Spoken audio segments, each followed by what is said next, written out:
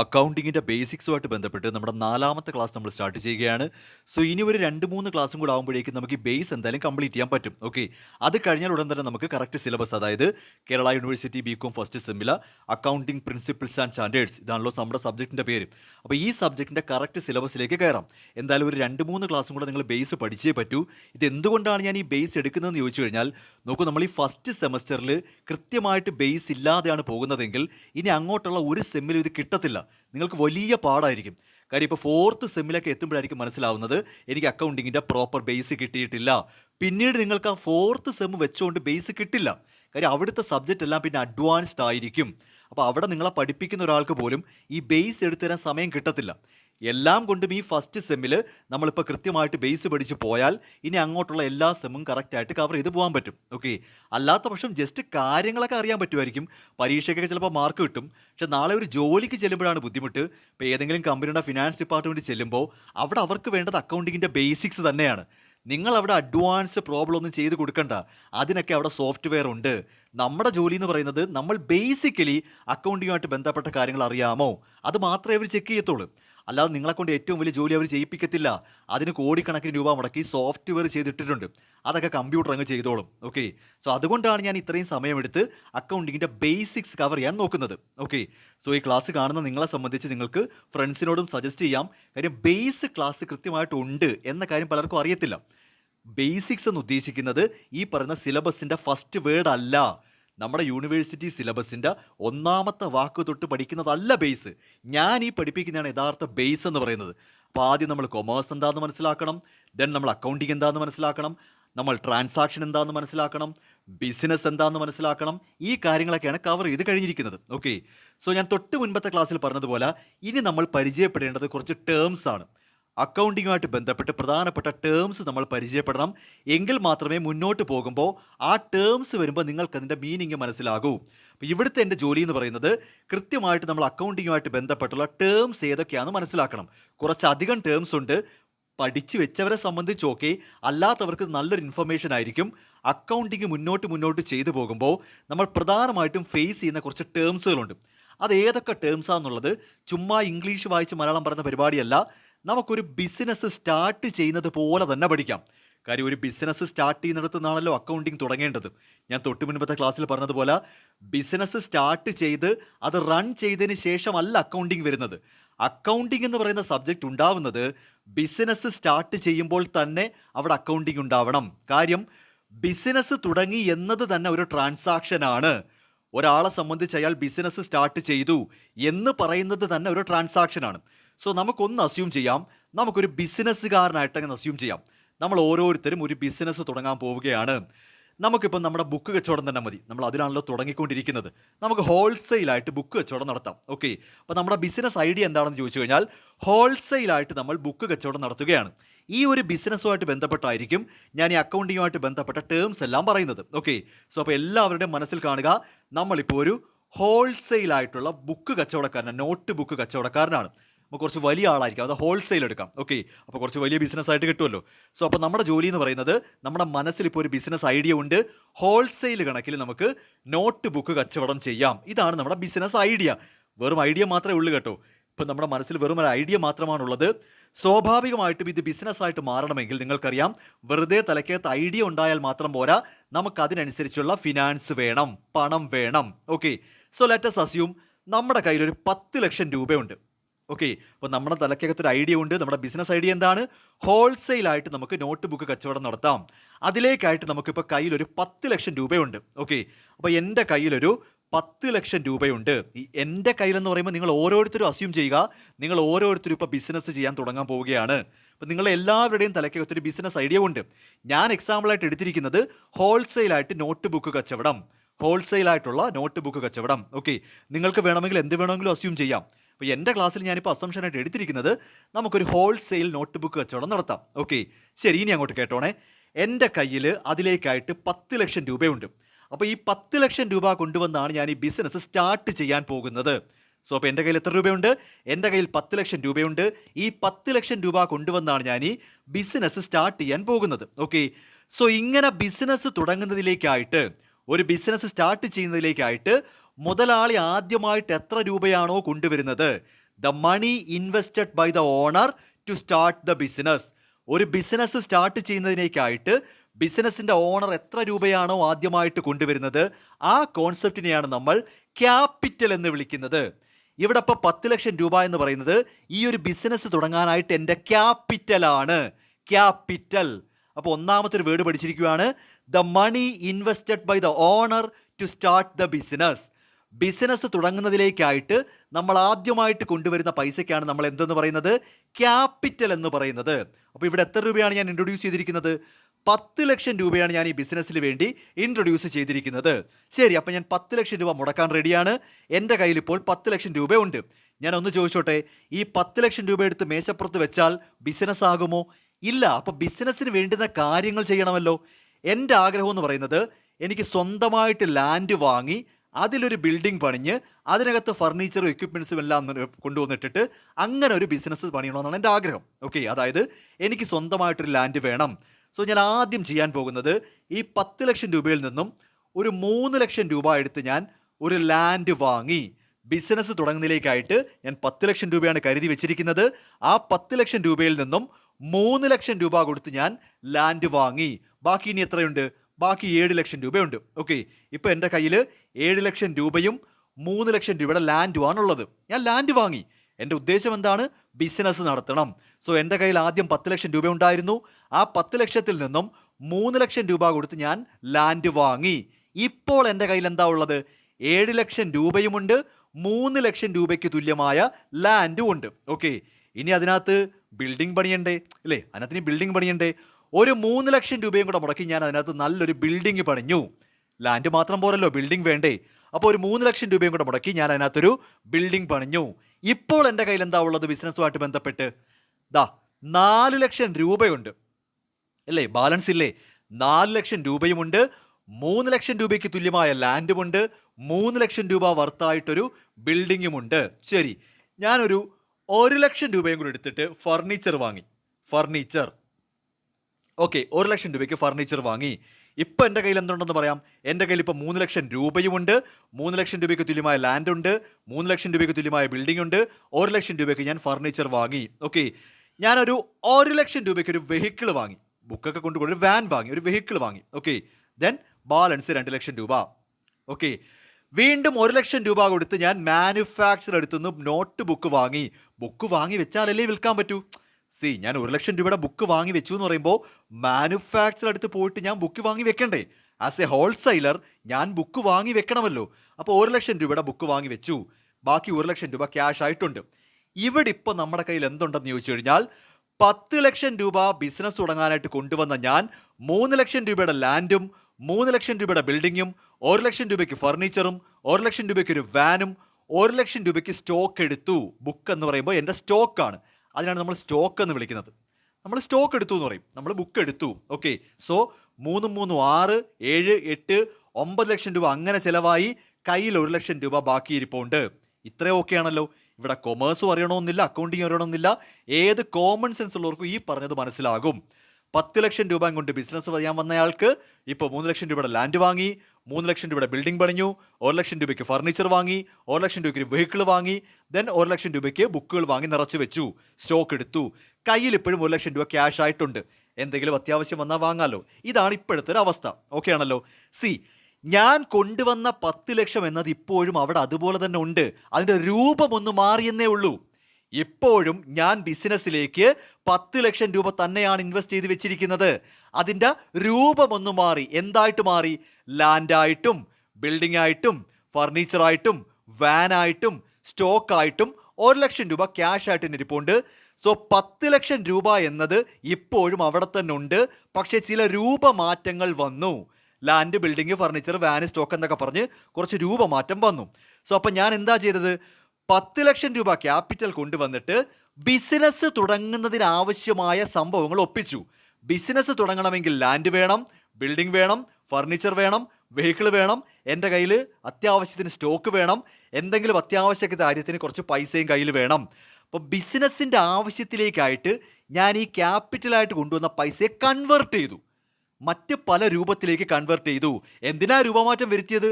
അങ്ങനെ രൂപമാറ്റം വരുത്തിയാൽ മാത്രമേ നമുക്ക് ബിസിനസ് സ്റ്റാർട്ട് ചെയ്ത് മുന്നോട്ട് പോകാൻ പറ്റൂ. അപ്പോൾ 10 ലക്ഷം രൂപ ക്യാപിറ്റലുമായിട്ട് വന്ന ഞാനിപ്പോൾ അതിനെ ലാൻഡ് ആയിട്ടും ബിൽഡിംഗ് ആയിട്ടും ഫർണിച്ചർ ആയിട്ടും വെഹിക്കിൾ ആയിട്ടും സ്റ്റോക്ക് ആയിട്ടും കുറച്ച് രൂപ ക്യാഷ് ആയിട്ടും ഇരിപ്പുണ്ട്. ഓക്കെ, ഇങ്ങനെ പണം കൊണ്ടുവന്ന് ബിസിനസ് നടത്തുന്നതിന് ആവശ്യമായ പല പല കാര്യങ്ങളിലേക്ക് മാറ്റിക്കഴിഞ്ഞാൽ അത്തരം കാര്യങ്ങൾ നമ്മൾ ഈ പറയുന്ന ലാൻഡ്, ബിൽഡിംഗ്, ഫർണിച്ചർ, ഈ പറയുന്ന വെഹിക്കിൾ, സ്റ്റോക്ക്, ഇതിനെയൊക്കെയാണ് നമ്മൾ അസറ്റ്സ് എന്ന് വിളിക്കുന്നത്. അതെല്ലാം ഇപ്പൊ ബിസിനസിന്റെ അസറ്റാണ്. നോക്കൂ, ഞാൻ ബിസിനസ്സിലേക്ക് ക്യാപിറ്റലായിട്ട് 10 ലക്ഷം രൂപ കൊണ്ടുവന്നു. That is called capital. From the point of view of owner അതാണ് ക്യാപിറ്റൽ. അത് കൊണ്ടുവന്ന് മേശപ്പുറത്ത് വെച്ചാൽ മതിയോ? പോരാ. അത് ബിസിനസ് മുന്നോട്ട് നടന്നു പോകണമെങ്കിൽ ചില കാര്യങ്ങളായിട്ട് കൺവേർട്ട് ചെയ്ത് മാറ്റണം. അതിനെ ലാൻഡ് ആക്കണം, ബിൽഡിംഗ് ആക്കണം, ഫർണിച്ചർ ആക്കണം, അങ്ങനെ പല കാര്യങ്ങളാക്കണ്ടേ. അപ്പോൾ ബിസിനസ്സിൻ്റെ മുന്നോട്ടുള്ള ഓപ്പറേഷന് വേണ്ടി നമ്മൾ ഇതുപോലെ ക്യാപിറ്റലിനെ പല പല രീതിയിലോട്ട് മാറ്റും. അത്തരത്തിൽ ബിസിനസ്സിൻ്റെ മുന്നോട്ടുള്ള പോക്കിന് വേണ്ടി എടുക്കുന്ന ഈ ഓരോ ലാൻഡ്, ബിൽഡിംഗ്, ഫർണിച്ചർ എന്നൊക്കെ പറയത്തില്ലേ, അത്തരം കാര്യങ്ങളെയാണ് നമ്മൾ അസറ്റ്സ് എന്ന് വിളിക്കുന്നത്. അതെല്ലാം ബിസിനസ്സിന് ഇപ്പോൾ അസറ്റ്സ് ആണ്. അപ്പോൾ ക്യാപിറ്റൽ എന്ന് പറയുന്ന കോൺസെപ്റ്റ് അവിടെ ഉണ്ട്. ബിസിനസ്സിലേക്ക് ഓണർ 10 ലക്ഷം രൂപ ക്യാപിറ്റൽ കൊണ്ടുവന്നിട്ട് ആ 10 ലക്ഷത്തിന് ബിസിനസ്സിന് വേണ്ടുന്ന അസറ്റ്സ് ആക്കി മാറ്റി. അപ്പോൾ 10 ലക്ഷം എന്ന ക്യാപിറ്റലിനെ 10 ലക്ഷം രൂപയുടെ അസറ്റ്സ് ആക്കി മാറ്റി എന്ന് പറഞ്ഞാൽ ഈ പറയുന്ന എമൗണ്ട്, ഈ ലാൻഡും ബിൽഡിങ്ങും ഒക്കെ തന്നെയാണ് പുള്ളിയുടെ ക്യാപിറ്റൽ. സോ ക്യാപിറ്റലും അവിടെ ഉണ്ട്, അസറ്റും അവിടെ ഉണ്ട്. ഒരു ബിസിനസ്സുകാരനെ സംബന്ധിച്ച് പുള്ളി 10 ലക്ഷം രൂപയാണ് ക്യാപിറ്റലായിട്ട് കൊണ്ടുവരുന്നത്. ആ 10 ലക്ഷം രൂപ കൊണ്ടുവന്നിട്ട് ബിസിനസ്സിൻ്റെ നടത്തിപ്പിന് ആവശ്യമായ കാര്യങ്ങൾ ലാൻഡ്, ബിൽഡിംഗ്, ഫർണിച്ചർ, വെഹിക്കിളായിട്ട് മാറ്റിയെടുത്തു. അതിനെ നമ്മൾ ബിസിനസ്സിൻ്റെ അസറ്റ് എന്നാണ് വിളിക്കുന്നത്. ഓക്കെ, അപ്പോൾ ഇവിടെ എന്തൊക്കെയാണ് വാങ്ങിയത്? Land, building, furniture, vehicle, then stock എടുത്തു. ബാക്കി കുറച്ച് ക്യാഷ് ആയിട്ടും വെച്ചിട്ടുണ്ട് അല്ലേ? കറക്റ്റ് അല്ലേ? Land, building, furniture, vehicle, stock എടുത്തു, ക്യാഷ് ആയിട്ട് വെച്ചിട്ടുണ്ട്. ഇതെല്ലാം ബിസിനസ്സിൻ്റെ അസറ്റാണ്. ഇതെല്ലാം ഇപ്പോൾ ബിസിനസ്സിനകത്ത് അസറ്റ്സ്. ഓക്കെ, ഇനി പറഞ്ഞ് കേട്ടോണേ. ഇവിടെ നോക്കിക്കഴിഞ്ഞാൽ ലാൻഡ്, ബിൽഡിംഗ്, ഫർണിച്ചർ, വെഹിക്കിൾ, ഇത് 4 നോക്കിക്കഴിഞ്ഞാൽ ഇതൊന്നും ബിസിനസ്സിൽ ഉടനെ ഒരു രൂപമാറ്റം ഇനി ഉടനെ വരത്തില്ല. അതായത് എനിക്കിപ്പോൾ ലാൻഡ് വിൽക്കണമെന്നില്ല, എനിക്കിനി എൻ്റെ ആ വാങ്ങിയ ലാൻഡ് ഉടനെ വിൽക്കണമെന്നില്ല, ആ ബിൽഡിംഗ് ഉടനെ പൊളിച്ച് കളയണമെന്നോ വിൽക്കണമെന്നോ ഇല്ല, ആ ഫർണിച്ചർ ഒരിക്കലും വിൽക്കണമെന്നില്ല, ആ വെഹിക്കിളും എനിക്ക് ഉടനെ വിൽക്കണമെന്നോ ആഗ്രഹമൊന്നും ഉണ്ടാവത്തില്ല. കാര്യം അതെല്ലാം ബിസിനസ്സിൻ്റെ ലോങ് ടേം പർപ്പസിന് വേണ്ടി വാങ്ങി വെച്ചിരിക്കുന്നതാണ്. ലാൻഡും ബിൽഡിങ്ങും ഫർണിച്ചറും വെഹിക്കിളും എല്ലാം ബിസിനസ്സിൻ്റെ ലോങ് ടേം പർപ്പസിലേക്കാണ് ഞാൻ വാങ്ങിയിട്ടിരിക്കുന്നത്. എന്നാൽ ഞാൻ ഈ സ്റ്റോക്ക് എടുത്ത് വെച്ചിരിക്കുന്നത്, ഞാൻ ഈ ബുക്ക് വാങ്ങി വെച്ചിരിക്കുന്നത് എന്തിനു വേണ്ടിയാ? എത്രയും പെട്ടെന്ന് വിറ്റ് കാശാക്കുക. അപ്പോൾ ഈ സ്റ്റോക്ക് എന്ന് പറയുന്നത് അവിടെ ലോങ് ടേമിലേക്ക് ഇരിക്കത്തില്ല, ഷോർട്ട് ടേമിലേക്ക് മാത്രമേ ഇരിക്കൂ. അതുപോലെ തന്നെ ഈ ക്യാഷും, ഞാൻ എന്തിനാ ഈ ക്യാഷ് കൈ വെച്ചിരിക്കുന്ന? 1 ലക്ഷം രൂപ എന്തിനാ കയ്യിൽ കരുതി വെച്ചിരിക്കുന്നത്? എന്തെങ്കിലും ആവശ്യം വരേണ്ടി വന്നാൽ, ഷോർട്ട് ടേമിലേക്ക് എന്തെങ്കിലും പെട്ടെന്ന് ആവശ്യം വന്നാൽ അത് ക്യാഷ് കൊടുത്ത് നേടിയെടുക്കേണ്ടി വരും. ചുരുക്കി പറഞ്ഞാൽ ഇവിടെ ഇപ്പോൾ പറഞ്ഞിരിക്കുന്നതിൽ ലാൻഡ്, ബിൽഡിംഗ്, ഫർണിച്ചർ, വെഹിക്കിൾ, ഇതെല്ലാം ലോങ് ടേം പർപ്പസിനാണ് വാങ്ങിയിരിക്കുന്നത്. എന്നാൽ സ്റ്റോക്കും ക്യാഷും ഷോർട്ട് ടേമിൽ തന്നെ രൂപമാറ്റം വരും. എത്രയും പെട്ടെന്ന് സ്റ്റോക്ക് വിൽക്കണമെന്നാണ് ആഗ്രഹം. ക്യാഷും അതുപോലെ തന്നെ ലോങ് ടേമിലേക്കൊന്നും 1 ലക്ഷം രൂപ കൈ വെച്ചിരിക്കത്തില്ല. നമുക്ക് ഉടനെ എന്തെങ്കിലും ആവശ്യം വരേണ്ടി വന്നാൽ നമ്മൾ ആ ക്യാഷ് കൊടുത്തത് നിറവേറ്റും. അപ്പോൾ 2 രീതിയിലുള്ള അസറ്റ് ഉണ്ടല്ലേ?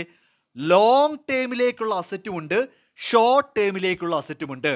ബിസിനസ്സിൻ്റെ ലോങ് ടേം പർപ്പസിലേക്കുള്ള അസറ്റും ഉണ്ട്, ബിസിനസ്സിൻ്റെ ഷോർട്ട് ടേം പർപ്പസിലേക്കുള്ള അസറ്റും ഉണ്ട്. അങ്ങനെ ലോങ് ടേം പർപ്പസിലേക്കുള്ള അസറ്റാണ് ഫിക്സഡ് അസറ്റ്. അപ്പം land, building, furniture, vehicle, computer എന്നൊക്കെ പറയുന്നത് ഫിക്സഡ് അസറ്റ് ആണ്. കാരണം അത് ബിസിനസ്സിൻ്റെ ലോങ് ടേം പർപ്പസിലേക്കാണ് നമ്മൾ വാങ്ങിയിട്ടിരിക്കുന്നത്. എന്നാൽ ഷോർട്ട് ടേം പർപ്പസിലേക്ക് നമ്മൾ എന്തിനാ ബുക്ക് വാങ്ങി നിറച്ച് വെച്ചിരിക്കുന്നത്? അത് ആജീവനാന്തം അവിടെ അങ്ങനെ ഇരിക്കാനാണോ? അല്ല, നമുക്ക് എത്രയും പെട്ടെന്ന് വിറ്റ് കാശാക്കണം. അപ്പം ഷോർട്ട് ടേമിൽ തന്നെ അതിന് വീണ്ടും വീണ്ടും രൂപമാറ്റം ഉണ്ടാവും. അത്തരം അസറ്റാണ് കറണ്ട് അസറ്റ്. അപ്പം നമ്മുടെ എക്സാമ്പിളിൽ സ്റ്റോക്കും ക്യാഷും കറണ്ട് അസറ്റാണ്. അപ്പം ബിസിനസ്സിലേക്ക് നമ്മൾ കൊണ്ടുവരുന്ന ക്യാപിറ്റലിനെ അസറ്റാക്കി കൺവേർട്ട് ചെയ്യുമെന്ന് പറഞ്ഞാൽ അവിടെ തന്നെ ഫിക്സഡ് അസറ്റും ഉണ്ട്, കറണ്ട് അസറ്റും ഉണ്ട്. അപ്പോൾ ഫിക്സഡ് അസറ്റ് എന്ന് പറഞ്ഞാൽ ലോങ് ടേം പർപ്പസിലേക്കാണ്, കറണ്ട് അസറ്റ് എന്ന് പറയുന്നത് ഷോർട്ട് ടേം പർപ്പസിലേക്കാണ്. ഓക്കെ, സോ അപ്പോൾ ഇതുവരെ പറഞ്ഞിരിക്കുന്നത് ഇത്രയേ ഉള്ളൂ. ബിസിനസ്സിലേക്ക് നമ്മൾ ആദ്യമായിട്ട് കൊണ്ടുവരുന്ന എമൗണ്ടാണ് ക്യാപിറ്റൽ. ആ ക്യാപിറ്റലായിട്ട് കൊണ്ടുവരുന്ന എമൗണ്ടിനെ ബിസിനസ്സിന്റെ നടത്തിപ്പിന്റെ ആവശ്യത്തിനായിട്ട് പല രീതിയിൽ കൺവേർട്ട് ചെയ്ത് മാറ്റണം. അതിനെയാണ് നമ്മൾ അസറ്റ് എന്ന് വിളിക്കുന്നത്. അങ്ങനെ അസറ്റായിട്ട് മാറ്റിയെടുക്കുമ്പോൾ അതിൽ തന്നെ ഫിക്സഡ് അസറ്റും ഉണ്ടാവും, കറണ്ട് അസറ്റും ഉണ്ടാവും. ഫിക്സഡ് അസറ്റ് എന്ന് പറഞ്ഞാൽ ലാൻഡ്, ബിൽഡിംഗ്, വെഹിക്കിൾ, എക്യുപ്മെന്റ് അതൊക്കെയാണ് വരുന്നത്. കാര്യം അത് ലോങ് ടേം പർപ്പസിലേക്ക് ഉപയോഗിക്കാനാണ്. ഉടനെ ഒന്നും അത് അവിടുന്ന് വിൽക്കണമെന്നൊന്നും ആഗ്രഹിക്കത്തില്ല. കറണ്ട് അസറ്റ് അങ്ങനല്ല, അത് അടിക്കടി പെട്ടെന്ന് രൂപമാറ്റം ഉണ്ടായിക്കൊണ്ടിരിക്കും. അത് ഷോർട്ട് ടേം പർപ്പസിലേക്കായിരിക്കും ഉപയോഗിക്കുന്നത്. ഓക്കെ, ഇത്രയും കാര്യം ഓക്കെ ആണല്ലോ. അപ്പോൾ ക്യാപിറ്റലായിട്ട് 10 ലക്ഷം കൊണ്ടുവരുന്നു, ബാക്കി എല്ലാം ഓക്കെയാണ്. നമ്മൾ അസറ്റ് എല്ലാം വാങ്ങിയിട്ടു, അപ്പോൾ ബിസിനസ് എല്ലാം ഓക്കെ ആയി കഴിഞ്ഞു, എല്ലാം സെറ്റ് ചെയ്തു. അപ്പോൾ ഉദ്ഘാടനത്തിന് റെഡിയായി കിടക്കുവാണ്, എല്ലാം സെറ്റ് ചെയ്തു, എല്ലാം റെഡിയായി കഴിഞ്ഞു. അപ്പോൾ അവിടെ നമുക്ക് ഫിക്സഡ് അസറ്റും ഉണ്ട്, കറണ്ട് അസറ്റും ഉണ്ട്. ഇത്രയും കാര്യം ഓക്കെ ആണല്ലോ. ശരി, അപ്പോൾ ബിസിനസ് അങ്ങനെ മുന്നോട്ട് പോയിക്കൊണ്ടിരിക്കുകയാണ്. അത്രയും നിൽക്കട്ടെ, ബിസിനസ് മുന്നോട്ട് പോയിക്കൊണ്ടിരിക്കുകയാണ്. ഓക്കെ, പക്ഷെ നമുക്ക് പെട്ടെന്ന് ശ്രദ്ധിച്ചോണം, ഇല്ല 1 ലക്ഷം രൂപ പല കാര്യങ്ങൾക്ക് ചിലവാക്കേണ്ടി വരും. ഇല്ല 1 ലക്ഷം രൂപ കയ്യിലില്ലേ, എന്തിനൊക്കെയാ? ഇലക്ട്രിസിറ്റി ബില്ല് അടയ്ക്കേണ്ടി വരും, ഉറപ്പായിട്ടും വരും. സാലറി കൊടുക്കേണ്ടി വരും. അങ്ങനത്തെ വണ്ടിക്ക് പെട്രോൾ അടിക്കേണ്ടി വരും. അത്തരത്തിൽ നമ്മുടെ കയ്യിലിരിക്കുന്ന ക്യാഷ് പുറത്തേക്ക് പോകും. ബിസിനസ്സിന് ആവശ്യമായിട്ട് വണ്ടിക്ക് പെട്രോൾ അടിക്കേണ്ടി വരും, ഇലക്ട്രിസിറ്റി ബില്ല് അടയ്ക്കേണ്ടി വരും, സ്റ്റാഫിന് സാലറി കൊടുക്കേണ്ടി വരും, വാട്ടർ ചാർജസ് അടയ്ക്കേണ്ടി വരും. ഇങ്ങനെ ബിസിനസ്സിന് പലതരത്തിലുള്ള ചെലവുകൾ ഉണ്ടാവും, ഉറപ്പല്ലേ? അപ്പോൾ അത്തരം ചെലവുകൾക്ക് നമ്മൾ ഇംഗ്ലീഷിൽ വലിയ കാര്യമൊന്നുമല്ല, എക്സ്പെൻസസ് എന്ന് പറയുമെന്ന് എല്ലാവർക്കും അറിയാം. ജസ്റ്റ് പരിചയപ്പെടുത്തുന്നു. ബിസിനസിന്റെ മുന്നോട്ടുള്ള പോക്കിൽ റെക്കറിംഗ് നേച്ചറിൽ ഡേ ബൈ ഡേ നമുക്ക് ഒരുപാട് ചെലവുണ്ടാവും. ആ ചെലവുകളെയാണ് നമ്മൾ എക്സ്പെൻസസ് എന്ന് വിളിക്കുന്നത്. എന്തിനു വേണ്ടിയാണ് ഇത്ര കഷ്ടപ്പെട്ട് ചിലവാക്കി ബിസിനസ് നടത്തുന്നത്? ആ ബുക്ക് വിറ്റ് കാശുണ്ടാക്കാൻ. അപ്പോൾ നമുക്ക് അകത്തേക്ക് പൈസ വരും. ബുക്ക് വിൽക്കുമ്പോൾ നമുക്ക് പൈസ കിട്ടും. അതിനെയാണ് നമ്മൾ ഇൻകം എന്ന് പറയുന്നത്. ബിസിനസ്സിലേക്ക് പൈസ കിട്ടുന്നു, ബുക്ക് വിൽക്കുമ്പോൾ ബിസിനസ്സിന് പൈസ കിട്ടും. അതിനെയാണ് നമ്മൾ ഇൻകം എന്ന് പറയുന്നത്. ഇത്ര ഓക്കെ ആണല്ലോ. അപ്പോൾ മുതലാളി ബിസിനസ്സിലേക്ക് ക്യാപിറ്റൽ കൊണ്ടുവരുന്നു. ആ ക്യാപിറ്റലിനെ ബിസിനസ്സിന്റെ ആവശ്യമായിട്ടുള്ള അസറ്റ്സ് ആക്കി കൺവേർട്ട് ചെയ്തെടുക്കുന്നു. ആ അസറ്റ്സിൽ തന്നെ ലോങ് ടേം പർപ്പസ് അസറ്റ് ഉണ്ട്, അതാണ് fixed asset. Short term purpose asset ഉണ്ട്, അതാണ് കറണ്ട് അസറ്റ്. ഇതെല്ലാം പറക്കിയിട്ട് സെറ്റ് ചെയ്തതിന് ശേഷം ബിസിനസ് സ്മൂത്ത് ആയിട്ട് മുന്നോട്ട് പോവുകയാണ്. അങ്ങനെ മുന്നോട്ട് പോകുമ്പോൾ തീർച്ചയായിട്ടും ബിസിനസ്സിന് ഒരുപാട് ചെലവുകൾ ഉണ്ടാകും. മന്ത്ലി എക്സ്പെൻസ് ഉണ്ട്, വീക്ക്ലി എക്സ്പെൻസ് ഉണ്ട്, ഡെയിലി എക്സ്പെൻസ് ഉണ്ട്. ചെലവുകൾ ഉണ്ടായിക്കൊണ്ടേയിരിക്കും. ചെലവിനോടൊപ്പം നമ്മൾ ബുക്ക് വിറ്റുകൊണ്ടിരിക്കുമല്ലേ. അപ്പോൾ ആ ബുക്ക് വിൽക്കുന്നതനുസരിച്ച് നമുക്ക് വരുമാനം വന്നുകൊണ്ടിരിക്കും. അങ്ങനെ ബിസിനസ് മുന്നോട്ട് പോയിക്കൊണ്ടിരിക്കുകയാണ്. നല്ലപോലെ പോയിക്കോട്ടെ. അങ്ങനെ പോയിക്കൊണ്ടിരുന്നപ്പോൾ ക്യാഷിന് ഷോർട്ടേജ് വന്നു. പെട്ടെന്ന് കുറച്ച് പൈസയ്ക്ക് അത്യാവശ്യം, ഒരു 10,000 രൂപയുടെ അത്യാവശ്യം വന്നെന്ന് വിചാരിക്കുക. ബിസിനസ് ആകുമ്പോൾ അങ്ങനെ പല അത്യാവശ്യങ്ങളും വരും. ഓക്കെ, ഒരു 10,000 രൂപയുടെ അത്യാവശ്യം വന്നു. ഉടനെ ഞാൻ എൻ്റെ ഫ്രണ്ടിനെ കോൺടാക്ട് ചെയ്യടാ, ഒരു 10,000 രൂപ തരാനുണ്ടോ? ഞാൻ എൻ്റെ ഫ്രണ്ടിനെ വിളിച്ചു. ഓക്കെ, സോ ഞാൻ എൻ്റെ ഫ്രണ്ടിനെ കോൺടാക്ട് പറയുവാണ്, എടാ എനിക്കൊരു 10,000 രൂപ കടം തരാൻ കാണുമോ? അവൻ പറഞ്ഞു, ശരി 10,000 രൂപ തരാം, പക്ഷേ ഒരു 2 മാസത്തിനകത്ത് തിരിച്ചു തരണം കേട്ടോ. അതായത് കുറച്ച് സമയം ഞാൻ തരൂ, ഒരു 2 മാസത്തിനകത്ത് വെച്ച് തിരിച്ചു തരണം. ഓക്കെ, ഞാനപ്പോൾ ഒരു 10,000 രൂപ കടം മേടിച്ചു. എന്നിട്ട് ഞാനത് 2 മാസത്തിനകത്ത് തന്നെ തിരിച്ചു കൊടുത്തെന്നും വിചാരിക്കാം.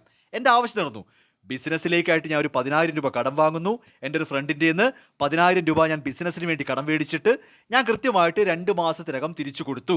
ഓക്കെ, പിന്നീട് കുറേ നാളിങ്ങനെ സ്മൂത്തായിട്ട് പോയപ്പോൾ എനിക്കൊരാഗ്രഹം, ഒരു റൂമും കൂടെ, ബിൽഡിങ്ങിനകത്ത് ഒരു മുറിയും കൂടെ പണിയണം.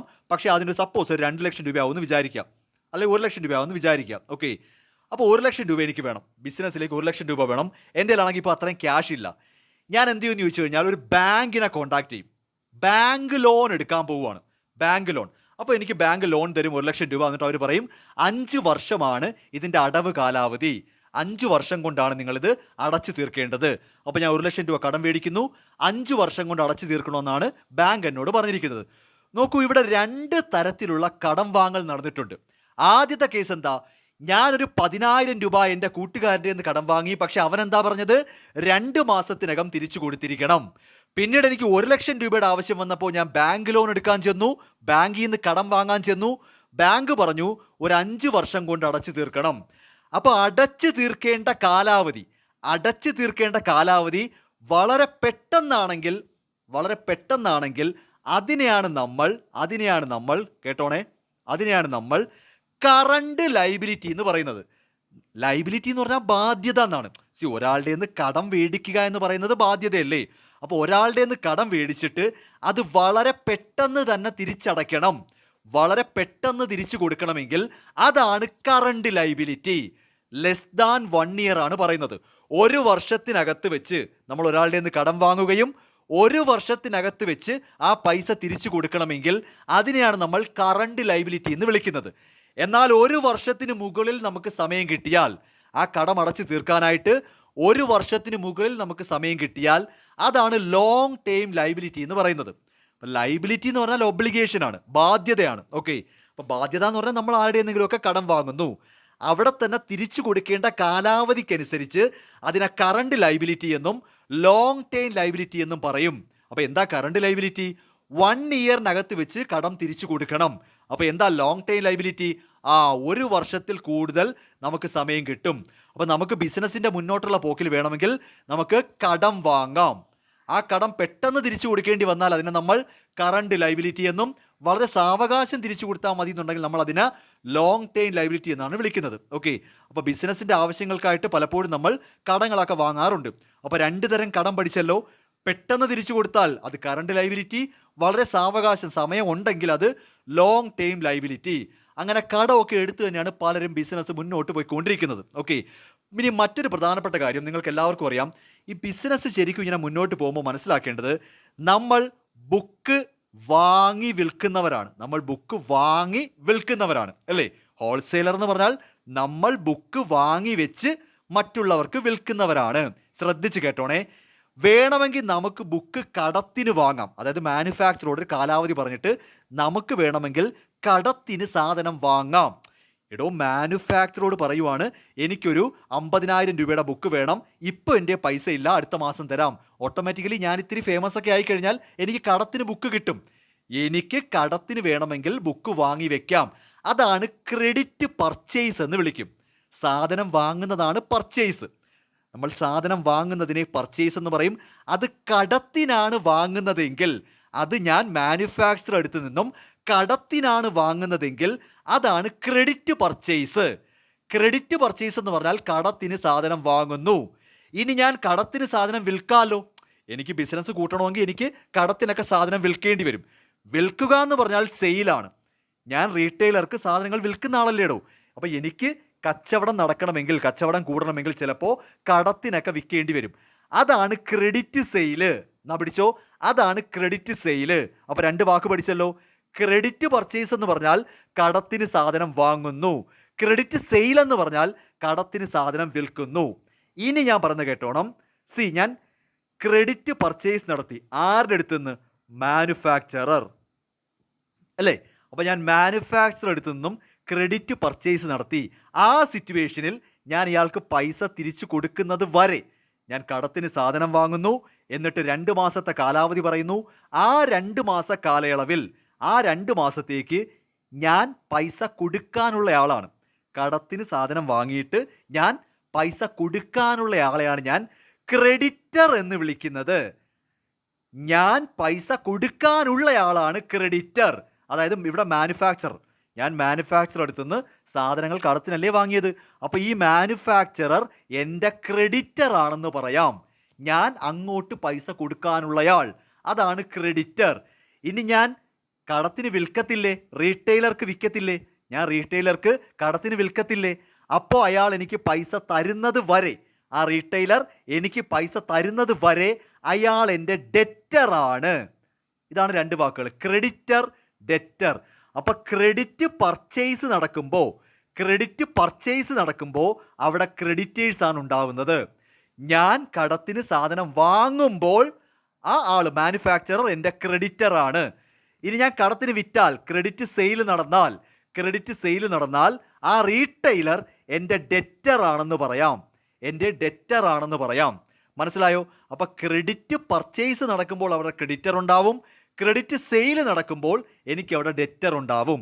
അതാണ് ഈ ക്രെഡിറ്ററും ഡെറ്ററും. ഓക്കെ, ഇനി ഒരു കാര്യം കൂടെ കേട്ടോ. അപ്പോൾ മാനുഫാക്ചർ അടുത്ത് നിന്ന് ഞാൻ 2 മാസത്തെ കാലാവധി പറഞ്ഞ് ബുക്ക് കടത്തിന് വാങ്ങുവാണ്, ക്രെഡിറ്റ് പർച്ചേസ്. അപ്പോൾ പുള്ളി എൻ്റെ ക്രെഡിറ്റർ ആണെന്ന് ഞാൻ പറഞ്ഞല്ലോ. ശ്രദ്ധിച്ച് കേട്ടോണേ. അപ്പോൾ ഈ മാനുഫാക്ചറർ പറയുവാണ്, ഇങ്ങനെ വെറും വാക്കിൻ്റെ പുറത്തൊന്നും എനിക്ക് കടം തരാൻ പറ്റത്തില്ല. നമ്മൾ തമ്മിൽ ഇങ്ങനെ കടത്തിനാണ് സാധനം വാങ്ങിയെന്ന് കാണിച്ചുകൊണ്ട് ഒരു എഗ്രിമെൻ്റ് എഴുതി എനിക്ക് ഒപ്പിട്ട് തരണം. വെറും വാക്കിൻ്റെ പുറത്ത് മാനുഫാക്ചറർ എന്നോട് പറയുവാണ്, 50,000 രൂപയുടെ ബുക്കൊക്കെ ഞാൻ കടത്തിന് തരാം, പക്ഷേ എനിക്കതൊന്ന് എഴുതി ഒപ്പിട്ട് തരണം, അതൊന്ന് ഡോക്യുമെൻ്റ് ആക്കി തരണം. അതായത് ഈ ക്രെഡിറ്റർ എന്ന് പറയുന്ന മാനുഫാക്ചർ പറയുവാണ്, ഇയാളുടെ വെറും വാക്കിൻ്റെ പുറത്ത് പറ്റത്തില്ല, എനിക്കത് ഡോക്യുമെൻ്റ് ആക്കി എഗ്രിമെൻ്റ് ആക്കി തരണം. ഒരു ക്രെഡിറ്റർ, ശ്രദ്ധിച്ചിരുന്നോ, ഒരു ക്രെഡിറ്റർ ആ ട്രാൻസാക്ഷൻ, ആ കടത്തിന് വിറ്റു എന്ന് പറയുന്ന സാധനം എഗ്രിമെൻ്റ് ആക്കി കൊടുക്കാൻ പറഞ്ഞാൽ, അങ്ങനെ എഗ്രിമെൻ്റ് എഴുതി ഒപ്പിട്ട് കൊടുത്താൽ, ഞാൻ ഡോക്യുമെൻ്റ് ആയിട്ട് റിട്ടേൺ ആയിട്ട് എഗ്രിമെൻ്റ് എഴുതി ഒപ്പിട്ട് കൊടുത്താൽ, പിന്നെ അയാളെ ഞാൻ ക്രെഡിറ്റർ എന്നല്ല വിളിക്കുന്നത്, എനിക്ക് അയാൾ ബിൽസ് പേയബിൾ ആണ്. ഇതാണ് നിങ്ങൾ മനസ്സിലാക്കേണ്ടത്. എടോ, മാനുഫാക്ചറർ എനിക്ക് കടത്തിന് സാധനം വിറ്റു, 50,000 രൂപയുടെ ബുക്ക് വിറ്റു, വെറും വാക്കിൻ്റെ പുറത്താണ്. എന്നെ വിശ്വാസമാണെന്ന് വിചാരിച്ചോ, എന്നെ വിശ്വാസമാണ്, വെറും വാക്കിൻ്റെ പുറത്താണ് ആ കച്ചവടം നടക്കുന്നതെങ്കിൽ എനിക്ക് അയാളെ ക്രെഡിറ്റർ എന്ന് തന്നെ വിളിക്കാം. അതായത് വെറും വാക്കിൻ്റെ പുറത്ത്, റിട്ടേൺ ഡോക്യുമെൻ്റ് ഇല്ല, ഡോക്യുമെൻ്റ് ഒന്നും ഇല്ലാതെയാണ് അവിടെ കടത്തിന് കച്ചവടം നടന്നിരിക്കുന്നതെങ്കിൽ മാനുഫാക്ചറർ എൻ്റെ ക്രെഡിറ്റർ ആണ്. പക്ഷേ ആ മാനുഫാക്ചറർ പറയുവാണ്, അങ്ങനെ വെറും വാക്കിൻ്റെ പുറത്ത് പറ്റത്തില്ല, നമ്മൾ തമ്മിലൊരു റിട്ടേൺ എഗ്രിമെൻ്റ് എഴുതി ഒപ്പിട്ട് തരണം. അങ്ങനെ ഒരു റിട്ടേൺ എഗ്രിമെൻ്റ് എഴുതി ഒപ്പിട്ട് കൊടുത്തു കഴിഞ്ഞാൽ പിന്നെ ഞാൻ അയാളെ ക്രെഡിറ്റർ എന്നല്ല വിളിക്കുന്നത്, അയാൾ എൻ്റെ ബിൽസ് പേയബിൾ ആയിട്ട് മാറും. അതാണ് ക്രെഡിറ്ററും ബിൽസ് പേയബിളായിട്ടുള്ള വ്യത്യാസം. രണ്ട് സംഭവം ഒന്ന് തന്നെ. പക്ഷേ ക്രെഡിറ്റർ എന്ന് പറഞ്ഞാൽ വെറും വാക്കിൻ്റെ പുറത്തുള്ള കടമാണ്. അതിനകത്തൊരു റിട്ടേൺ ഡോക്യുമെൻറ്റും കൂടെ വരുമ്പോൾ ആ ക്രെഡിറ്റർ എന്ന വാക്ക് മാറി അയാൾ ബിൽസ് പേയബിൾ ആയിട്ട് മാറും. ആ ആളെ ഞാൻ എൻ്റെ ബിൽസ് പേയബിൾ ആയിട്ട് കാണും. ഇനി ക്രെഡിറ്റ് സെയിൽ നടക്കുമ്പോൾ ഞാൻ റീറ്റെയിലർക്ക് കടത്തിന് വിൽക്കുമല്ലോ, വെറും വാക്കിൻ്റെ പുറത്ത് വിറ്റാൽ അയാൾ ഡെറ്ററാണ്. ഞാൻ കടത്തിന് സാധനം വിൽക്കുമ്പോൾ വെറും വാക്കിൻ്റെ പുറത്താണെങ്കിൽ ആ റീറ്റെയിലർ എൻ്റെ ഡെറ്ററാണ്. അയാളുടെ കയ്യിൽ നിന്നും ഞാൻ എഴുതി ഒപ്പിട്ട് മേടിച്ചാൽ, അയാളുടെ കയ്യിൽ നിന്നും ഞാനൊരു റിട്ടേൺ ഡോക്യുമെൻറ്റിൽ കാര്യങ്ങൾ എഴുതി ഒപ്പിട്ട് മേടിച്ചാൽ അയാളെ പിന്നെ ഞാൻ ഡെറ്റർ എന്നല്ല വിളിക്കേണ്ടത്, ബിൽസ് റിസീവബിൾ എന്ന് വിളിക്കണം. അയാളെ ഞാൻ പിന്നെ ബിൽസ് റിസീവബിൾ എന്ന് വിളിക്കണം. ചുരുക്കി പറഞ്ഞാൽ ക്രെഡിറ്ററുടെ കയ്യിൽ നിന്നും ക്രെഡിറ്റർ ഒരു എഗ്രിമെൻ്റ് ഒപ്പിട്ട് മേടിച്ചു, ക്രെഡിറ്റർ ഒരു എഗ്രിമെൻ്റ് ആയി കഴിഞ്ഞാൽ, ക്രെഡിറ്റർ എന്ന് പറയുന്ന വ്യക്തിയുമായിട്ട് നമ്മളൊരു എഗ്രിമെൻ്റ് ആയി കഴിഞ്ഞാൽ പിന്നെ അയാൾ ബിൽസ് പേയബിൾ ആണ്. ഡെറ്റർ എന്ന് പറയുന്ന ആളുമായിട്ട് നമ്മൾ റിട്ടേൺ എഗ്രിമെൻ്റ് ആയി കഴിഞ്ഞാൽ പിന്നീട് അയാൾ ബിൽസ് റിസീവബിൾ ആണ്. അപ്പോൾ ഒരു ബിസിനസ്സിനെ സംബന്ധിച്ച് വെറും വാക്കാലുള്ള ക്രെഡിറ്റേഴ്സും കാണും, എഗ്രിമെൻ്റ് എഴുതി ഒപ്പിടുന്ന ബിൽസ് പേയബിളും കാണും. വെറും വാക്കാലുള്ള ഡെറ്റേഴ്സും കാണും, എഗ്രിമെൻ്റ് എഴുതി ഒപ്പിടുന്ന ബിൽസ് റിസീവബിളും കാണും. ഓക്കെ, അപ്പോൾ ക്രെഡിറ്റേഴ്സും ഉണ്ടാവാം, ബിൽസ് പേയബിളും ഉണ്ടാവാം. വ്യത്യസ്തങ്ങളായ ഒരു മാനുഫാക്ചർ, സപ്പോസ് ഒരാൾ എന്നോട് പറയുവാണ് ഞാൻ വെറും വാക്കിൻ്റെ പുറത്ത് തന്നെ നിങ്ങൾക്ക് കടം തരാം, വേറൊരാളാണ് പറയുന്നത് എഗ്രിമെൻറ്റ് വേണം. അങ്ങനെയൊക്കെ സംഭവിക്കാം. ഒരു ബിസിനസ്സിനകത്ത് തന്നെ ചില ആൾക്കാർ ക്രെഡിറ്റേഴ്സ് ആയിട്ട് നിൽക്കും, ചില ആൾക്കാർ ബിൽസ് പേയബിൾ ആകും. ഇത് രണ്ടും കൂടെ ചേർത്ത്, ഒരു ബിസിനസ്സിനകത്തുള്ള ക്രെഡിറ്ററും ബിൽസ് പേയബിളും കൂടെ ചേർത്താണ് അക്കൗണ്ട്സ് പേയബിൾ എന്ന് വിളിക്കുന്നത്. സംഭവം വളരെ സിമ്പിളാണോ. കടത്തിന് സാധനങ്ങൾ വാങ്ങുമ്പോഴാണ്, ഞാൻ കടത്തിന് സാധനം വാങ്ങുമ്പോഴല്ലേ ക്രെഡിറ്റർ ഉണ്ടാവുന്നത്, അത് വെറും വാക്കിൻ്റെ പുറത്താണെങ്കിൽ. പക്ഷേ എഴുതി ഒപ്പിട്ട് കൊടുത്താൽ, എഗ്രിമെൻ്റ് എഴുതി ഒപ്പിട്ട് കൊടുത്താൽ ബിൽസ് പേയബിൾ ആവും. അപ്പോൾ എന്നെ സംബന്ധിച്ച് എനിക്ക് ചിലപ്പോൾ ക്രെഡിറ്റർ എന്ന് പറഞ്ഞിട്ടുള്ള ആൾക്കാരും ഉണ്ടാവും, ബിൽസ് പേയബിളും ഉണ്ടാവും. ഞാൻ ഒന്നിൽ കൂടുതൽ മാനുഫാക്ചറിൽ നിന്ന് ബുക്ക് മേടിക്കാമല്ലോ, ഞാൻ ഒരു ഹോൾസെയിലർ അല്ലേ. അപ്പോൾ എ എന്ന് പറയുന്ന മാനുഫാക്ചർ പറയുവാണ്, എനിക്ക് നിന്നെ വിശ്വാസമാണ്, നീ ബുക്ക് കടത്തിന് കൊണ്ടുപോയിക്കോ. ബി എന്ന് പറയുന്ന മാനുഫാക്ചർ പറയുവാണ്, എനിക്ക് നിന്നെ വലിയ വിശ്വാസമൊന്നുമില്ല, ഒരു പേപ്പറിൽ എഗ്രിമെൻറ്റിൽ ഡോക്യുമെൻറ്റിൽ എഴുതി ഒപ്പിട്ട് തരണം. അപ്പോൾ എ ക്രെഡിറ്റർ ആണ്, ബി എനിക്ക് ബിൽസ് പേയബിൾ ആണ്. എയും ബിയും കൂടെ ചേർത്ത് ഞാൻ വിളിക്കുന്നത് അക്കൗണ്ട്സ് പേയബിൾ. ഇവർ എന്നോട് ചേരുമ്പോഴാണ് നമുക്ക് അക്കൗണ്ട്സ് പേയബിൾ ആകുന്നത്. ഇതേ കോൺസെപ്റ്റ് തന്നെ ഡെറ്റേഴ്സും ഉണ്ടാവാം, ബിൽസ് റിസീവബിളും ഉണ്ടാവാം. ഇത് രണ്ടും കൂടെ ചേർത്താണ് അക്കൗണ്ട്സ് റിസീവബിൾ ആകുന്നത്. ഡെറ്റേഴ്സും ബിൽസ് റിസീവബിളും കൂടെ ചേർന്നാണ് അക്കൗണ്ട്സ് റിസീവബിൾ ആകുന്നത്. അപ്പോൾ ഇവിടെ ശരിക്കും പറഞ്ഞാൽ നമ്മൾ പഠിച്ചിരിക്കുന്ന കണക്ഷൻ ഇങ്ങനെയാണ്. ക്രെഡിറ്റ് പർച്ചേസ് നടക്കുമ്പോൾ ക്രെഡിറ്റേഴ്സ് ഉണ്ടാവും. ആ ക്രെഡിറ്റേഴ്സ് ഒരു എഗ്രിമെൻ്റ് ഒപ്പിട്ട് കൊടുക്കണം, റിട്ടേൺ ഡോക്യുമെൻ്റ് ആക്കി കൊടുക്കണം എന്ന് പറഞ്ഞാൽ ആ ക്രെഡിറ്റേഴ്സ് ആരാകും? ആ ക്രെഡിറ്റേഴ്സ് ബിൽസ് പേയബിൾ ആകും. ഒരു ബിസിനസ്സിനെ സംബന്ധിച്ച് കുറച്ച് ആൾക്കാർ ക്രെഡിറ്റേഴ്സ് ആയിട്ടും കാണും, കുറച്ച് ആൾക്കാർ ബിൽസ് പേയബിൾ ആയിട്ടും കാണും. അവർ രണ്ടും കൂടെ ചേരുമ്പോഴാണ് അത് അക്കൗണ്ട്സ് പേയബിൾ ആകുന്നത്. അത് രണ്ടും കൂടെ ചേർത്താണ് അക്കൗണ്ട്സ് പേയബിൾ എന്ന് വിളിക്കുന്നത്. ഇനി ക്രെഡിറ്റ് സെയിൽ നടക്കുമ്പോൾ അവിടെ ഡെറ്റേഴ്സ് ഉണ്ടാവും. ഈ ഡെറ്റേഴ്സിൽ നിന്ന് എഗ്രിമെൻ്റ് ഒപ്പിടിച്ച് മേടിച്ചാൽ അവർ ബിൽസ് റിസീവബിൾ ആയിട്ട് മാറും. ഒരു ബിസിനസ് ആകുമ്പോൾ അവിടെ കുറച്ച് ആൾക്കാർ ഡെറ്റേഴ്സ് ആയിട്ടും കാണും, കുറച്ച് ആൾക്കാർ ബിൽസ് റിസീവബിൾ ആയിട്ടും കാണും. ഇവർ രണ്ടും കൂടെ ചേരുമ്പോഴാണ് അക്കൗണ്ട്സ് റിസീവബിൾ ആകുന്നത്. ഇങ്ങനെയൊക്കെയാണ് ബിസിനസ് മുന്നോട്ട് പോകുന്നത്. ഓക്കെ, ക്ലിയർ ആയല്ലോ. അപ്പോൾ നമ്മളെ സംബന്ധിച്ച് ഡെറ്റേഴ്സും ക്രെഡിറ്റേഴ്സും മനസ്സിലായിട്ടുണ്ട്, then accounts payable, bills payable, bills receivable ആയിട്ടുണ്ട്. അതുകൂടാതെ അക്കൗണ്ട്സ് പേയബിൾ, അക്കൗണ്ട്സ് റിസീവബിൾ. പലർക്കും ഇപ്പോഴും ഇത് കറക്റ്റായിട്ട് അറിയത്തില്ല. അതായത് പലരും വിചാരിച്ചിരിക്കുന്നത് ഇതൊക്കെ വേറെ എന്തോ കാര്യങ്ങളാണെന്നാ. ഒന്നുമില്ല. ക്രെഡിറ്ററും ബിൽസ് പേയബിളും ഇത് രണ്ടും കൂടെ ചേരുമ്പോഴാണ് അക്കൗണ്ട്സ് പേയബിൾ ആകുന്നത്. ഇത്രയേ ഉള്ളു കേസ്. ഡെറ്ററും ബിൽസ് റിസീവബിളും അത് രണ്ടും കൂടെ ചേരുമ്പോഴാണ് അക്കൗണ്ട്സ് റിസീവബിൾ ആകുന്നത്. ഇതൊക്കെയാണ് ബിസിനസിന്റെ പ്രധാനപ്പെട്ട കാര്യങ്ങൾ. ഓക്കെ, സോ അങ്ങനെ ബിസിനസ് മുന്നോട്ട് പോകുമ്പോഴത്തേക്ക് ശ്രദ്ധിച്ച് കേട്ടോണേ, ഈ പുള്ളിക്കാരന്, നമ്മുടെ മുതലാളിക്ക് സ്വകാര്യ ആവശ്യത്തിന്, അയാളുടെ വീട്ടിലെ ആവശ്യത്തിന്, സ്വന്തം ആവശ്യത്തിന് ബിസിനസ്സിൽ നിന്ന് കുറച്ച് പൈസ എടുക്കേണ്ടി വരുവാണ്. അതായത് ആ ഇട്ട പൈസയിൽ കുറച്ച് ഇനി തിരിച്ചെടുക്കണം. പേഴ്സണൽ പർപ്പസിന് വേണ്ടി, പേഴ്സണൽ ആവശ്യത്തിന് വേണ്ടി ബിസിനസ്സിലേക്ക് കൊണ്ടുവന്ന പൈസ പുള്ളി തിരിച്ചെടുത്താൽ, അങ്ങനെയൊക്കെ സംഭവിക്കാമല്ലോ. ഇപ്പം നമ്മൾ ബിസിനസ് ചെയ്തുകൊണ്ടിരിക്കുമ്പോഴേക്കും അറിയുന്നത് എനിക്ക് എൻ്റെ ആവശ്യത്തിന്, ബിസിനസ്സിൻ്റെ ആവശ്യത്തിനല്ല, എനിക്ക് എൻ്റെ സ്വന്തം ആവശ്യത്തിന്, അതായത് ബിസിനസ്സിൻ്റെ മുതലാളിയുടെ വ്യക്തിപരമായിട്ടുള്ള പേഴ്സണൽ ആവശ്യത്തിന് ബിസിനസ്സിൽ നിന്ന് പൈസ വേണമെങ്കിൽ തിരിച്ചെടുക്കാം. അതായത് ബിസിനസ്സിന് കുറച്ച് പൈസ തിരിച്ചെടുക്കാം എൻ്റെ ആവശ്യത്തിന്. അങ്ങനെ തിരിച്ചെടുക്കുന്നതിനാണ് നമ്മൾ ഡ്രോയിങ്സ് എന്ന് വിളിക്കുന്നത്. അതാണ് അക്കൗണ്ടിങ്ങിൽ ഡ്രോയിങ്സ് എന്ന് വിളിക്കുന്നത്. ഡ്രോയിങ്സ് എന്ന വാക്കിൻ്റെ അർത്ഥം മണി വിഡ്രോ ഫോർ പേഴ്സണൽ പർപ്പസ് എന്നാണ്. മണി വിഡ്രോ ഫോർ പേഴ്സണൽ പർപ്പസ്, അതായത് പ്രൊപ്രൈറ്റർ അഥവാ ഓണർ പേഴ്സണൽ പർപ്പസിന് വേണ്ടി ബിസിനസ്സിൽ നിന്ന് പൈസ തിരിച്ചെടുക്കുന്നതിനെയാണ് നമ്മൾ ഡ്രോയിങ്സ് എന്ന് വിളിക്കുന്നത്. അതാണ് അക്കൗണ്ടിങ്ങിലെ ഡ്രോയിങ്സ്. അല്ലാതെ പണം പിൻവലിക്കുക എന്നൊരർത്ഥമല്ല ഇവിടെ വരുന്നത്. ഡ്രോയിങ്സ് എന്നുകൊണ്ട് ഉദ്ദേശിക്കുന്നത് പേഴ്സണൽ ആവശ്യത്തിന് വേണ്ടി ഓണർ ബിസിനസ്സിലേക്ക് ഇട്ട പൈസ തിരിച്ചെടുക്കുന്നു. അതിനെയാണ് നമ്മൾ ഡ്രോയിങ്സ് എന്ന് വിളിക്കുന്നത്. ഓക്കെ, ഇനി ഒരു കാര്യം ചോദിച്ചോട്ടെ, ബിസിനസ് ആകുമ്പോൾ എന്തൊക്കെ സംഭവിക്കാം? നഷ്ടവും ലാഭവും നഷ്ടവും ഉണ്ടാവുക. അപ്പോൾ എന്തായിരിക്കും പ്രോഫിറ്റ്? സിമ്പിളായിട്ട് പറഞ്ഞാൽ ഇൻകം കൂടുതലും എക്സ്പെൻസ് കുറവും. എന്താ ലോസ്?